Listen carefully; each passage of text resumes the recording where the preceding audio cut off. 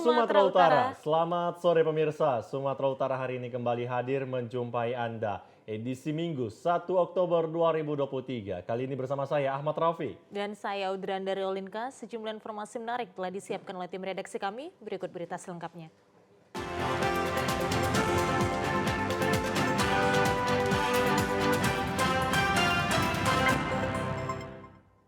Informasi pertama pemirsa, Revanu Azran, remaja usia 14 tahun, warga Gang Jaya, Desa Bangunsari Baru, Kecamatan Tanjung Merawa, Kabupaten Deli Serdang, diduga tenggelam saat mandi di Sungai Desa Tadukan Raga, Kecamatan STM Hilir, Kabupaten Deli Serdang. Kamis kemarin hingga kini belum juga ditemukan. Informasi yang dihimpun sebelumnya, korban bersama 8 orang teman yang mandi-mandi di sungai. Namun saat mandi, korban tidak kelihatan dan diduga tenggelam. Mengetahui jika korban diduga tenggelam, teman korban menyudahi mandi dan melaporkan kepada warga sekitar.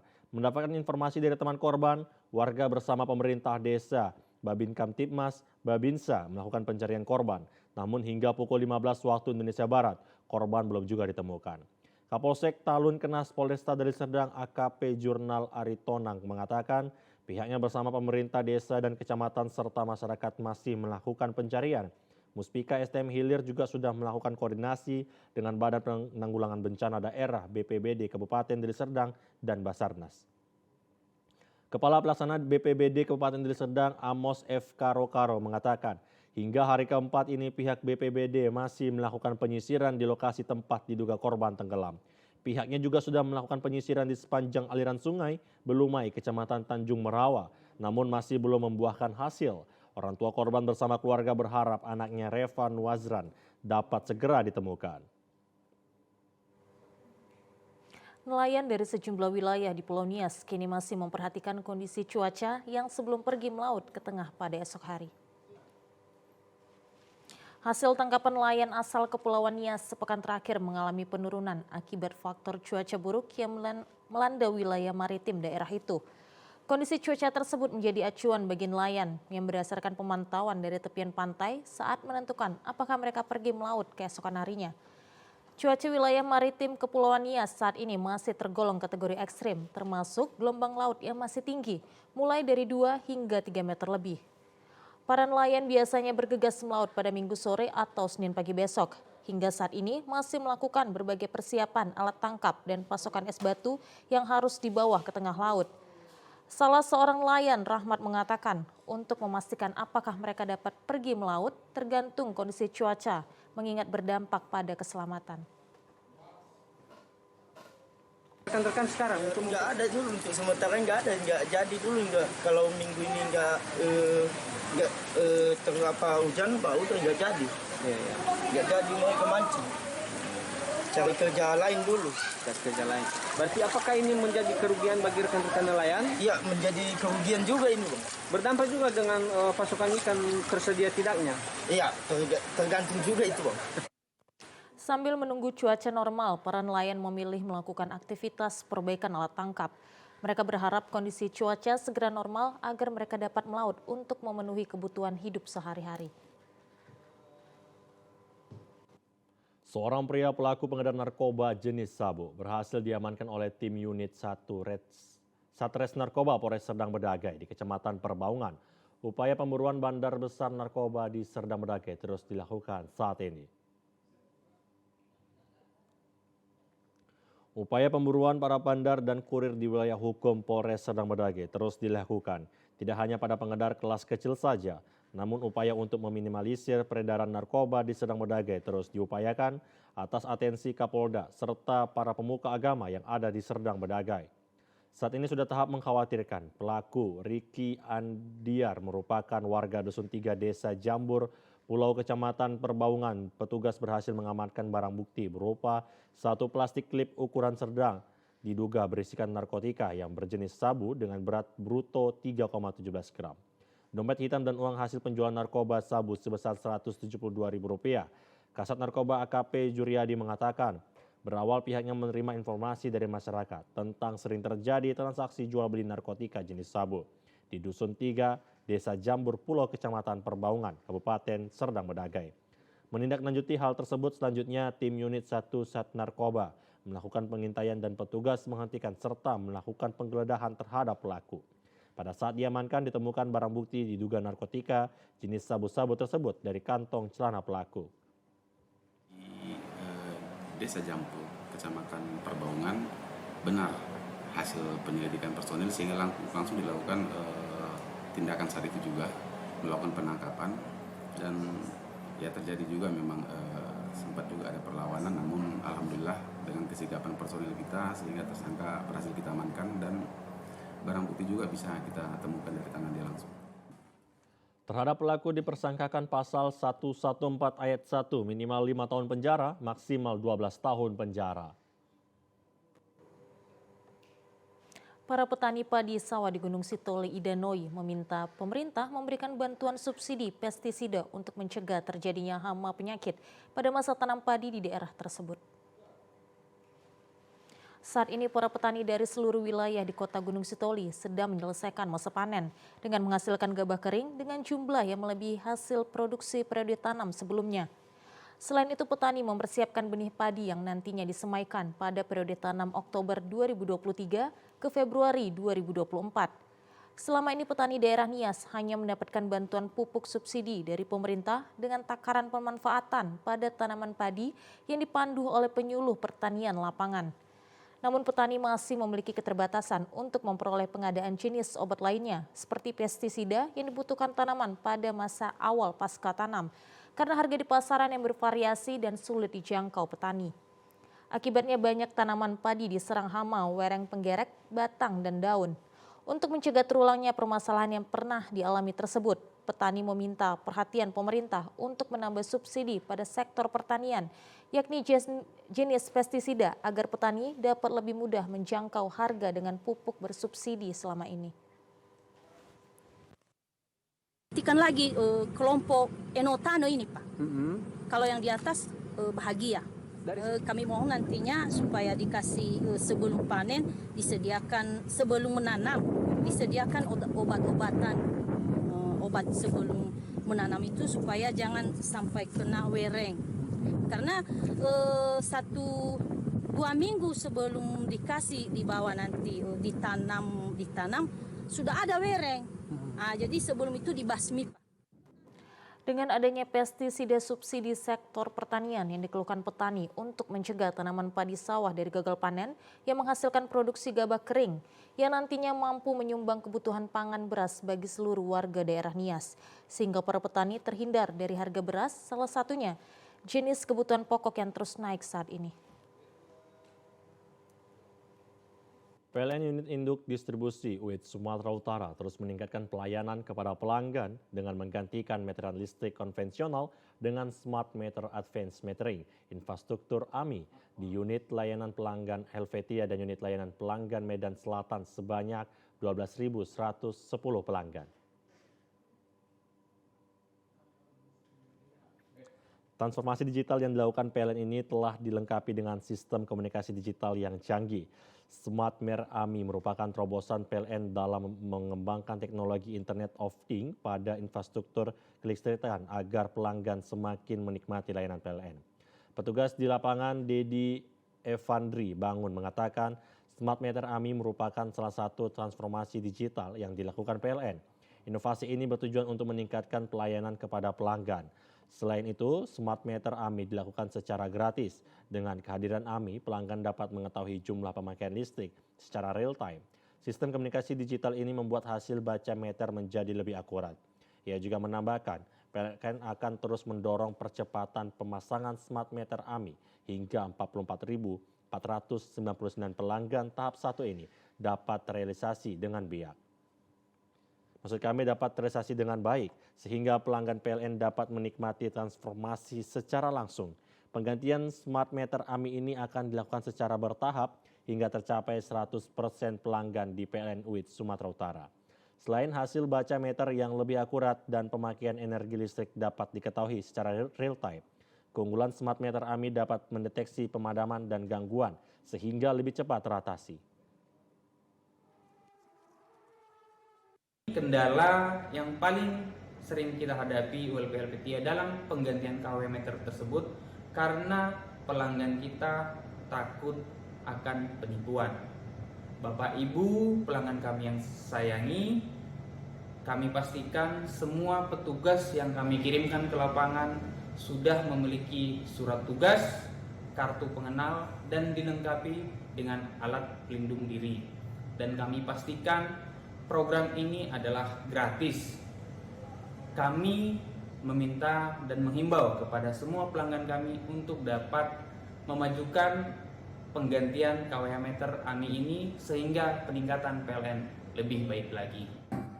Petugas di lapangan harus mengutamakan kesehatan dan keselamatan kerja dalam melakukan penggantian smart meter AMI. PLN berharap masyarakat bisa bekerja sama untuk penggantian meteran digital yang tidak dikenakan biaya atau gratis untuk pemasangan smart meter AMI. Pemirsa, selanjutnya kita akan menyaksikan informasi seputar pilihan rakyat. Tetaplah bersama kami.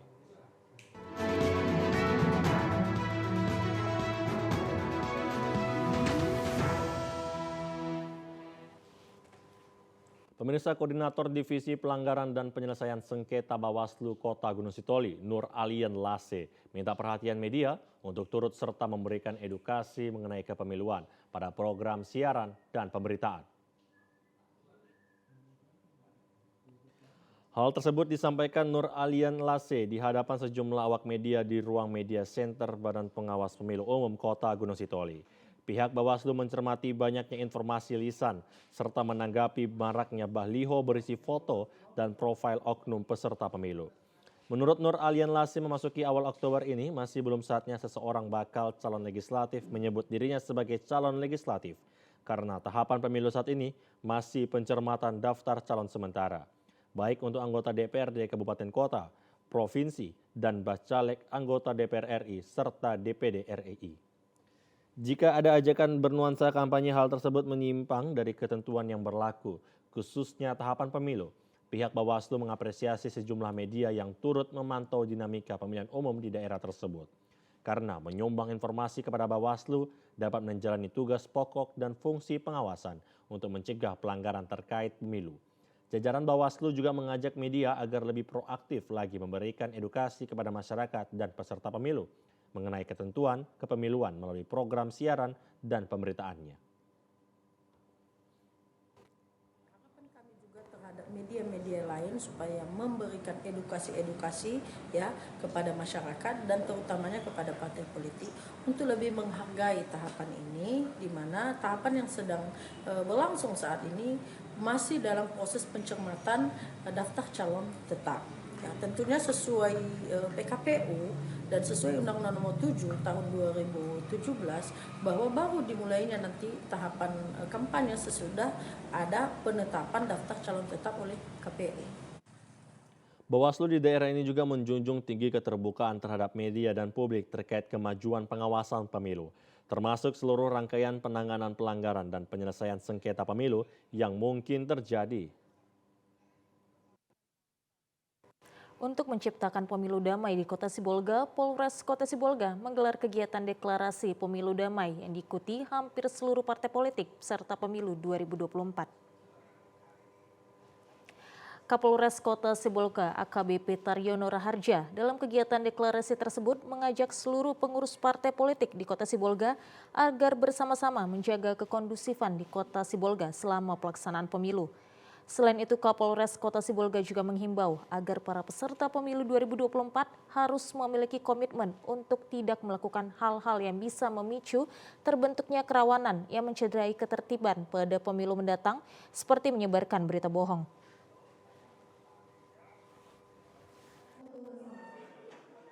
Kita melaksanakan deklarasi pemilu damai 2024 beserta penyelenggara dan seluruh partai politik. Harapan kami mempunyai komitmen yang sama untuk kita bisa ciptakan pemilu damai 2024 nanti berjalan dengan aman, damai dan kondusif.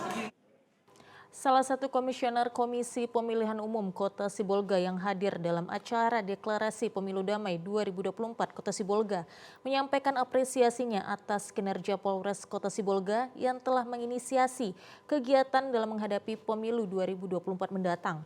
Di antaranya dengan menggelar simulasi dan deklarasi pemilu damai yang diikuti hampir seluruh partai politik yang menjadi peserta pemilu. Dikatakan pemerintah Kota Sibolga maupun seluruh pihak terkait, termasuk partai politik di Kota Sibolga, agar bersama-sama menyukseskan pelaksanaan pemilu 2024 di Kota Sibolga dengan saling bergandeng tangan untuk menciptakan kekondusifan.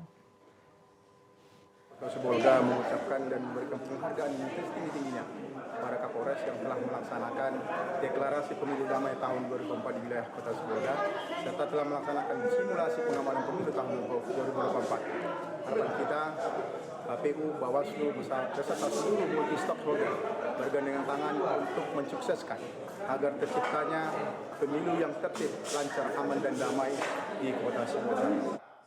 Selain dihadiri partai politik peserta pemilu 2024, kegiatan deklarasi pemilu damai tersebut juga dihadiri pemerintah Kota Sibolga dan unsur Forkopimda.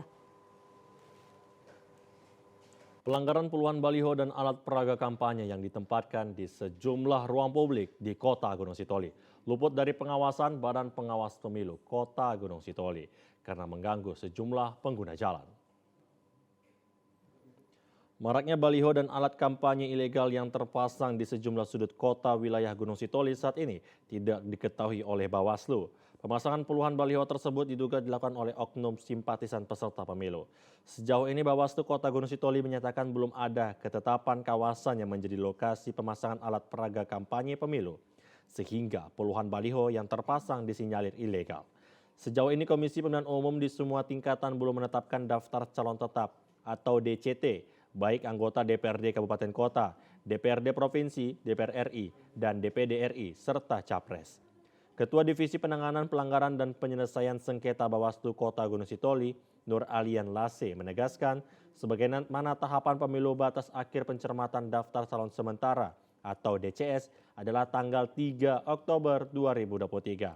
Sementara penetapan daftar calon tetap atau DCT anggota legislatif baru dilaksanakan pada tanggal 3 November 2023. Terkait maraknya baliho dan alat peraga kampanye yang diduga tidak menyesuaikan ketentuan, Bawaslu Gunung Sitoli sejauh ini hanya memberikan himbauan dan pencegahan agar tidak terjadi pelanggaran pemilu di daerah tersebut. Bawaslu Kota Gunung Sitoli menghimbau semua pihak dan peserta pemilu agar taat terhadap ketentuan tahapan pemilu yang sedang berlaku. Itu baru dikatakan seorang calon apabila sudah ditetapkan oleh KPU Kota Gunung Sitoli khususnya.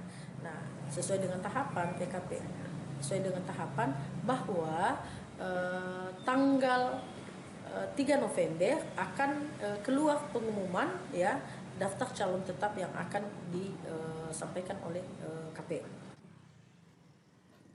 Setelah hal itu dikonfirmasi kepada pihak Bawaslu Gunung Sitoli, penyelenggara pemilu urusan pengawasan dalam waktu dekat akan turun ke lapangan melihat potensi pelanggaran yang mungkin terjadi. Semua pihak termasuk peserta pemilu diminta Bawaslu setempat taat pada ketentuan kepemiluan hingga pelaksanaan pesta demokrasi dapat berjalan baik. Pemirsa, berikut informasi perakiraan cuaca di sejumlah daerah di Sumatera Utara dari Badan Meteorologi, Klimatologi, dan Geofisika Wilayah 1 Medan yang berlaku pada hari Senin 2 Oktober 2023. Halo Sobat BMKG, senang sekali saya Lestari Irene Purba menyapa Sobat BMKG dimanapun berada untuk menyampaikan informasi perakiraan cuaca dan titik panas untuk wilayah Sumatera Utara untuk hari Senin 2 Oktober 2023. Pagi hari cuaca diperkirakan berawan untuk seluruh wilayah Sumatera Utara. Untuk siang hingga sore hari berpotensi hujan dengan intensitas ringan hingga lebat di wilayah Sumatera Utara dengan potensi hujan lebat terjadi di wilayah Mandailing Natal, Tapanuli Tengah, Sibolga, Toba, Tapanuli Selatan, Padang Sedempuan, Samosir, Langkat, Medan, Deli Serdang, Simalungun, Serdang Bedagai, dan sekitarnya. Untuk malam hari, berpotensi hujan dengan intensitas ringan hingga lebat di sebagian besar wilayah Sumatera Utara, dengan potensi hujan lebat terjadi di wilayah Langkat, Binjai, Deli Serdang, Medan, Serdang Bedagai, Tebing Tinggi, Dairi, Pakpak Barat, Tapanuli Utara, dan sekitarnya. Untuk dini hari berpotensi hujan dengan intensitas ringan hingga sedang di wilayah Labuhan Batu Utara, Labuhan Batu, Labuhan Batu Selatan, Padang Lawas Utara, Dairi, Fakfak Barat, Langkat, dan sekitarnya. Suhu udara di Sumatera Utara diperkirakan 17 hingga 34 derajat Celcius dengan kelembapan udara 60 hingga 98%. Arah angin bertiup dari arah tenggara hingga barat daya dengan kecepatan angin 10 hingga 30 km per jam. Titik panas di Sumatera Utara yang terpantau untuk tanggal 30 September 2023 tidak terpantau. Dihimbau kepada masyarakat yang berada di wilayah lereng barat, pantai barat, pegunungan, hingga ke lereng timur Sumatera Utara untuk waspada terjadinya potensi hujan dengan intensitas lebat yang disertai petir dan angin kencang yang mengakibatkan bencana hidrometeorologi seperti banjir dan longsor. Demikian perakiraan cuaca untuk hari Senin 2 Oktober 2023. Semoga bermanfaat dan terima kasih.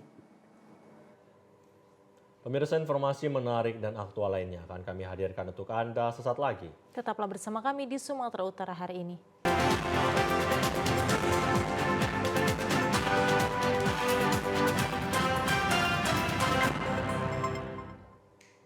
Terima kasih masih bersama kami di Sumatera Utara hari ini. Pemirsa, Kota Sibolga yang strategis di pinggir laut membuat namanya dijuluki sebagai kota ikan dan pelabuhan.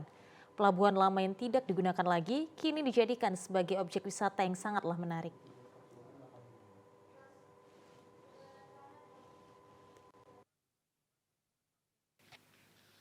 Pemerintah Kota Sibolga telah melakukan percepatan pembangunan pariwisata melalui revitalisasi dan penataan pelabuhan lama menjadi destinasi wisata bahari. Pantainya yang indah dan lokasi bermain air laut membuat masyarakat menyukai tempat ini untuk menghabiskan waktu sore hari sambil melihat keindahan laut dan kapal nelayan yang tengah mencari ikan. Di lokasi ini juga terdapat berbagai permainan untuk anak-anak dan tempat duduk yang nyaman bagi setiap pengunjung.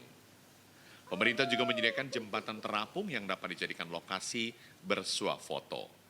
Pemerintah Kota Sibolga tengah melakukan berbagai pembenahan sarana dan prasarana agar lokasi wisata bahari eks Pelabuhan Lama Kota Sibolga menjadi objek wisata andalan.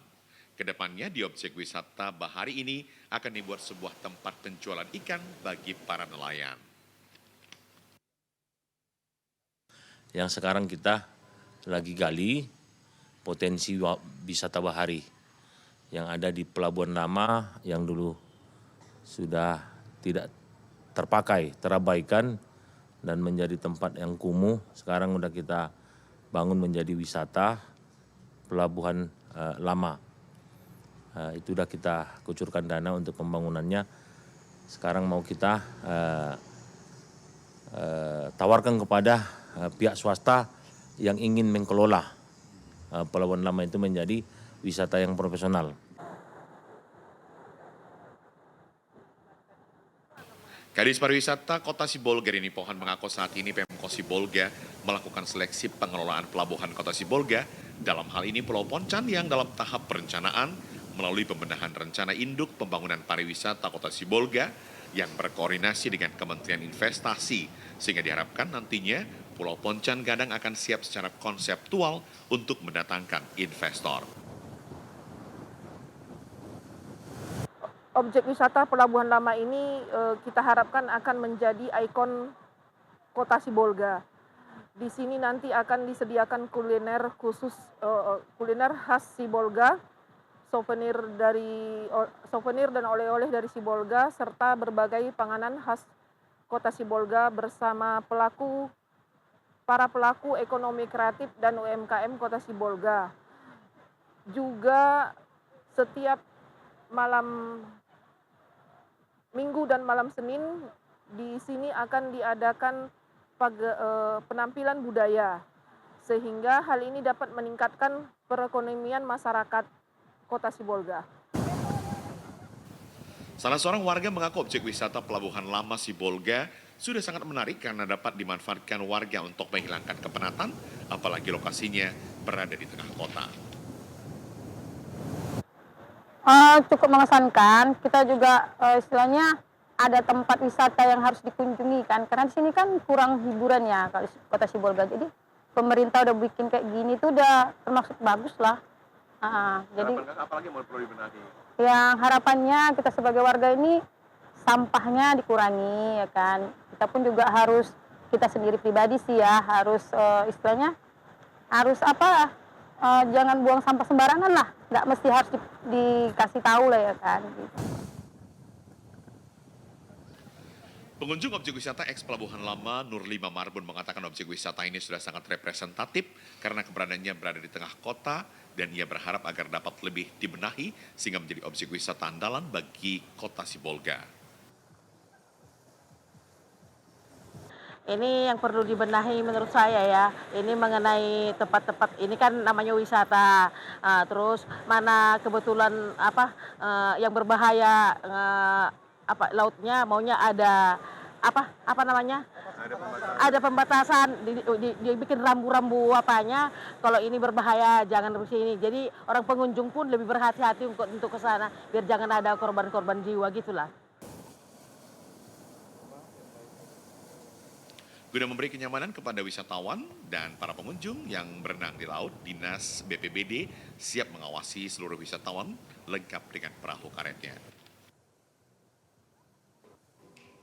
Pemirsa, banyaknya tantangan nelayan kecil dalam melakukan profesinya sebagai penangkap ikan membuat hasil tangkapan kian hari kian menurun, sehingga tingkat kesejahteraan nelayan jauh dari harapan. Setiap orang memiliki anggapan bahwa para nelayan yang melaut akan memperoleh. Setiap orang memiliki anggapan bahwa para nelayan yang melaut akan memperoleh hasil. Namun kenyataannya tidak selalu demikian. Seperti nelayan yang ada di kota Sibolga akhir-akhir ini mengaku sulit mendapatkan ikan karena banyak faktor. Faktor utama yang membuat nelayan kian terpuruk karena regulasi yang ada tidak dijalankan dengan baik. Kawasan laut yang seharusnya menjadi lokasi nelayan kecil saat ini menjadi sasaran bagi kapal besar untuk menangkap ikan. Dan hal ini tentunya membuat para nelayan kecil hanya bisa pasrah dan menambatkan kapalnya di tangkahan. Ketua Nelayan Jaring Apung, Karni Tanjung mengaku potensi kelautan di Sibolga sangat luar biasa.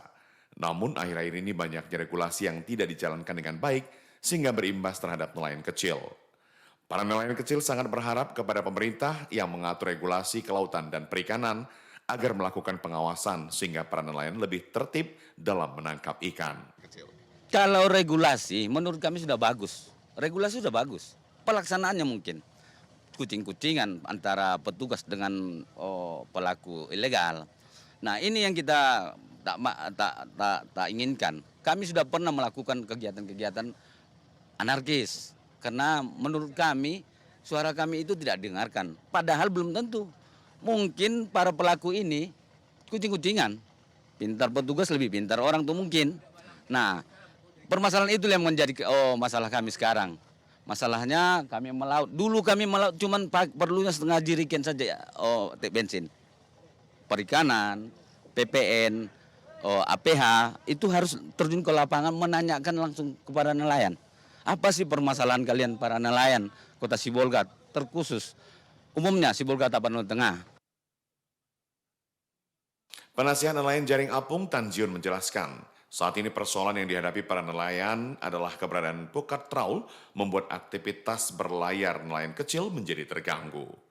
Tanjiun berharap peran pemerintah dalam pengaturan zona sangat diperlukan sehingga aturan tidak hanya sebagai acuan, tetapi menjadi dasar melakukan tugas sehingga kesejahteraan nelayan bisa diwujudkan. Ya, pelanggarannya orang itu kan besar, kita kan kecil. Mungkin antara zona mereka nggak tepat masuk ke zona kecil ini, jadi sehingga terganggu lah begitu. Kalau seandainya zona orang itu dijalankan dengan baik, kita mungkin nggak apa-apa gitu. Sudahkah dikomunikasikan dengan pihak terkait, Pak? Sudah, tapi apa jawabannya, Pak? Ya jawaban gimana lah kita bilang, jawabannya bisalah katanya itu orang itu sedang dioperasi kita, tapi ternyata ya begitu juga yang kita dapatkan. Harapan gitu. Bapak selaku ketua apa ini, Pak? Ya harapan kita kalau boleh ya pemerintah diapakanlah masalah zona ini kan ditertibkan begitu, jangan lagi masuk ke zona orang kecil gitu, itu aja harapan kami. Ya. Wali Kota Sibolga Jamaluddin Pohan mengatakan kewenangan kelautan saat ini terdapat pada pemerintah provinsi dan pusat. Begitu juga dengan hasil tangkapan seluruhnya untuk pemerintah pusat melalui tempat pelelangan ikan. Wali Kota Sibolga berharap agar para nelayan kecil dapat mengupgrade alat tangkap yang dimiliki sehingga dapat memperoleh hasil tangkapan yang lebih banyak. Wali Kota Sibolga menjelaskan agar para nelayan tidak kesulitan dalam mengupgrade alat tangkapnya dapat menggunakan akses perbankan yang sudah disediakan pemerintah, di mana nelayan tidak perlu menyertakan agunan. Dikatakan bahwa pemerintah terus mendukung keberadaan para nelayan, mulai dari bantuan mesin tempel hingga perahu. Wali Kota Sibolga mengaku akan terus mendukung para nelayan kecil sehingga dapat menjalankan profesinya tanpa hambatan. Kita sosialisasi, kemudian kita bantu seperti mesin-mesin untuk nelayan kecil seperti mesin tempel, paybear, perahunya juga kita bantu juga. Nah, sekarang sekarang kan zamannya digital. Para nelayan kita harapkan juga bisa melihat perkembangan di daerah lain supaya bisa meningkatkan percontohan, meningkatkan alat tangkapnya, bagaimana supaya tidak bersandar kepada alat tradisional penuh. Nah, kita udah buka juga ruang kepada masyarakat untuk pinjaman ke perbankan melalui bank sumut yang kita bisa, udah kita intervensi juga bank sumut supaya memberikan kredit mikro kepada para nelayan pada UMKM sebesar 50 juta, 1 juta sampai 50 juta tanpa agunan. Regulasi yang sudah dibuat pemerintah hendaknya menjadi acuan bagi setiap nelayan sehingga persoalan yang dihadapi nelayan kecil tidak menjadi lebih terpuruk. Jika nelayan sejahtera, maka tingkat perekonomian daerah juga ikut meningkat.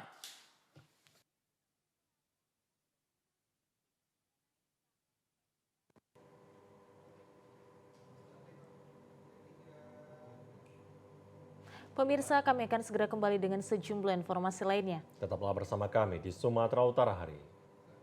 Pemirsa, informasi tadi mengakhiri perjumpaan kita di Sumatera Utara hari ini. Mewakili kerabat kerja yang bertugas, saya Ahmad Rafiq. Dan saya Udrandi Rolinka mengucapkan terima kasih atas perhatian Anda. Selamat sore dan sampai jumpa.